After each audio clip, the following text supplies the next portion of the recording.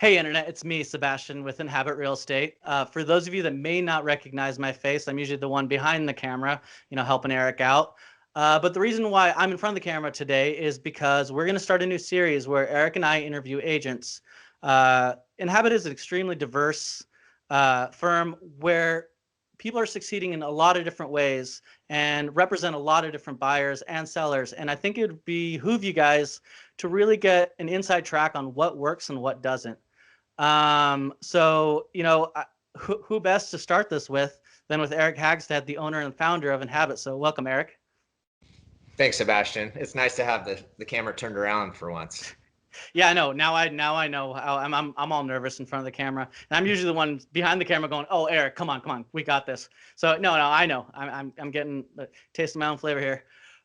So you know, let's get going with this. I want people to really get an understanding of what is really the difference between now and in 2000. We're reaching the 1 year mark of COVID hitting the United States. And, at the beginning, a lot of people were kind of floundering around trying to figure out what to do. And it really seems like Inhabit has sort of figured out what to do.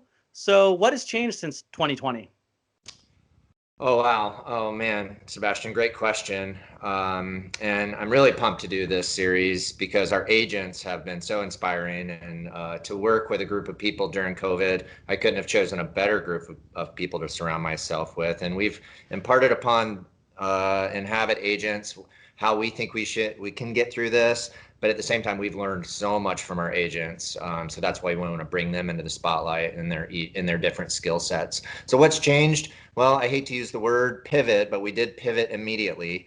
And then we just hit the ground rolling in virtual real estate world because we were already good at virtual, digital, online real estate before COVID. And this just took it to the next level. And so I'm proud of this crew. We are sharp, and we continue to teach and train and navigate in the safest way possible. Well, so I know one way that we have kind of pivoted, to use your word you hate, is that we've really started to look at Southwest Washington and Central Oregon, areas that, when we started, we were like, we'll let the other agents touch those. And now we're spreading out. So what's that been like, Well, that's a good question, and that is a change and a pivot that became very clear and important and necessary for us, and that is because work from home has blown the doors off of the market. And so as you know, at Inhabit, we teach and train our brokers and serve our clients holistically, not just transactionally. And so we want to be able to help them if they're going to Central Oregon or if they're going to Southwest Washington, not just transactionally in Portland, but just hear about their goals, set the expectations, and then be able to help them in the region in its entirety. And also, we really want to open up our market share for our brokers as well. And so having other markets to work in is going to be really important in this low inventory environment. Now, and I remember back another video you had mentioned that you'd probably expect a little bit of urban flight, but then you threw in a warning there at the end that said, watch out because they're going to come back. You've seen that before, right? In 2008? Is that kind of what you saw? Well, actually, the first time I saw it was back in the 90s when I lived in Atlanta, and we had the Olympics in Atlanta, and that created a certain buzz that pushed everybody out. And then we saw the real estate prices go through the roof in town, and everybody, by the time people wanted to come back, they might have been priced out. And so will that happen in the Northwest region? It's hard to say. We have limited supply to begin with. And so I think this flight, if anything, on an optimistic level, will help those outlying areas develop to be their own unique communities that give the same experience maybe as you can get here in Portland. Okay. I mean, that's great. That's why we interview you, because you've gone through these a few times, compared to a new agent. And so that, that's great. So you've seen kind of a pattern, right? After these, you get the crash, and then they kind of come back up. They move out to the suburbs. They come back. How long does that usually take? I mean, are you expecting that? When do you think that might happen here in Portland? Let's just say post-COVID, right? When do you see that happening? When people kind of start coming back? Well, it's hard to say, Sebastian. It really is. And so this crisis, and I say housing crisis because we're in a housing crisis, the housing crisis spans from those who are houseless to those who are buying and selling expensive real estate. We don't have any inventory. So we have two issues here. We have COVID and all that it's shaken up, and then we have housing.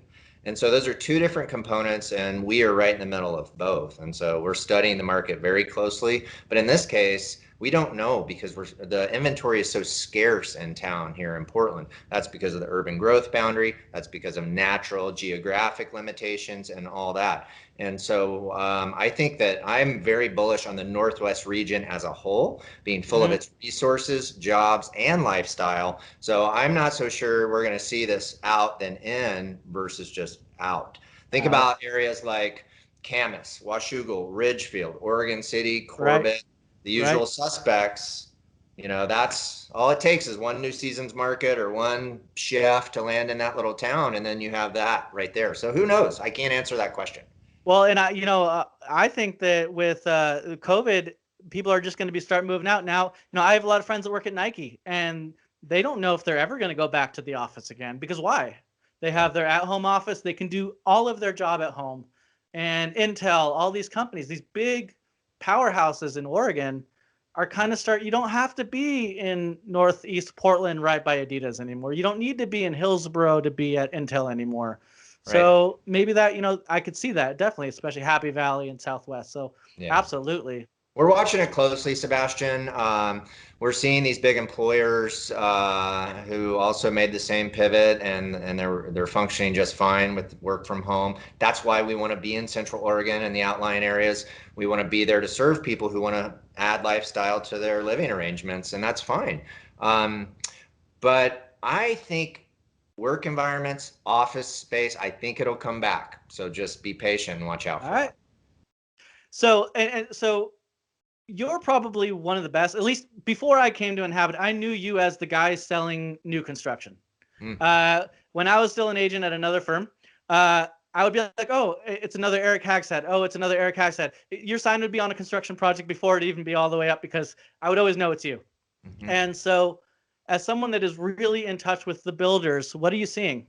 I live up in Southwest Portland, and I can tell you personally that they are putting new constructions everywhere. Every little nook and cranny you can put a fiveplex, they're doing it. So what are you seeing? What are your builders doing? Well, the builders are now getting aggressive again on land acquisition. They were stalled out in like 19 and 20, just material costs, labor costs, everything is through the roof. And so that put a pause on land acquisition, not a pause, but just a slowdown or cautiousness. Now the developers are back in the market. They're trying to acquire land at every corner. And the reason being is because we don't think this housing shortage is going to end anytime soon. And so developers can buy land and they can pencil it out and they can build units that we think the market will absorb even in 2 years if it's a bigger project like that we're working on. And that, again, I'm glad you asked, is another point of differentiation with Inhabit. And we have several of our brokers are also in the new construction development game now as well. And so, we think that my philosophy is if I can create my own inventory to list and sell, it works for everybody. And so, we list resales and bungalows all day long, but we're always working on adding inventory to the market. And I think that's how, we're going to differentiate ourselves and keep feeding the market. So does that mean our viewers should look forward to some Hagstette properties coming up anytime soon? We actually have some awesome projects in the pipeline that I am pumped about, and we're working on some land deals, but we have new construction inventory units in the pipeline coming mid-year where we're going to be rolling out some model units and some pretty special projects. Awesome. Yeah, no, I love showing those. Well, Eric, thank you for giving us a little bit of a idea of what to look forward to. And for those of you out there, check out those Hagstette properties when they hit the market. They're always phenomenal. I don't know how Eric gets his relationships with his builders, but I am jealous. So check him out. Eric, thank you again. And for all of you guys out there, Eric, Inhabit Real Estate. Thanks, Sebastian. It's a treat. I'm really excited about getting some of the other Inhabit brokers on the screen and sharing their skills.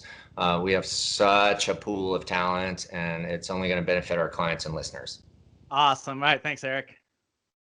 Thank you. All right. And for those of you sticking around, thank you for watching the interview. Like Eric said, there will be plenty of more coming up.